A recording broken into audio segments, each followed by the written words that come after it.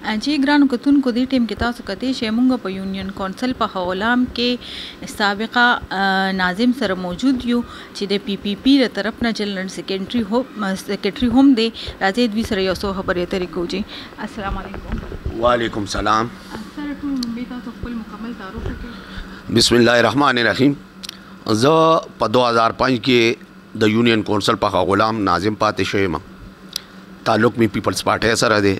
او بیا دغه نه پس د ضلع پېښور پیپلز پارټي د ډسټریکټ صدر هم پاتې شوی یم.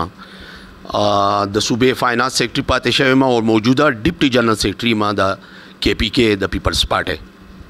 علاقه باندې د منشیاتو روکتام د پاره یا دغه چې کم خلک آی کې ملوث دي او وی تصور ویل غواړي د سیده جی چې زمون په غلام په ایریا کې شکر الحمدلله منشات فروش بیخي نشته. سکلو والا پوډریان دا سکی کم خو بارال هغه د پاره خو دغه پیغام به ورکوم چې دلته خو پهله د شکر الحمدلله د پولیس خو پورا ریټ برابر دی او هغه دلته خو مکمل د پخ غلام چوکې دا ورسره شاپور تاڼه دا پخ غلام دا چوکې والا چې کم دي نو دی شته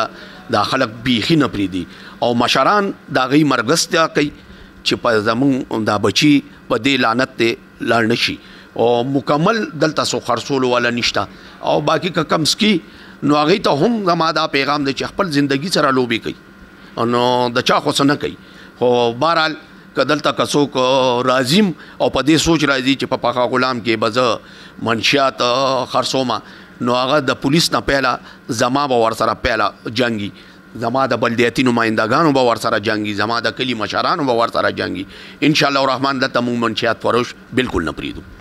دا پندونه چې نه منځوريږي د ایم پی ایس د طرف نه ناظمانو ته نو بیا د اوس چې د ضمني الیکشن کوم او شو د دې څه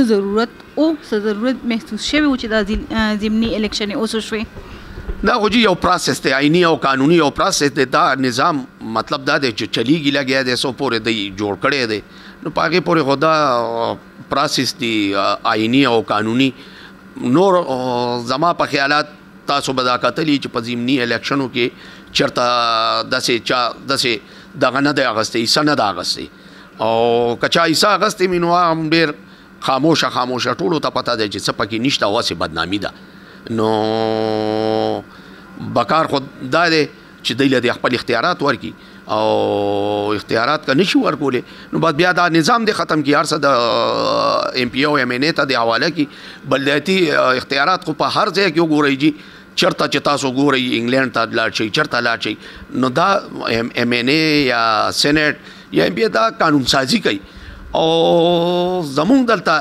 روایت بس په پاکستان کې داسې جوړ شوي چې نالۍ ته به هم ایم پی اے ولاړي کوڅې ته به هم ایم ان اے ولاړي او چې کم کار د دوی د کولو دی هغه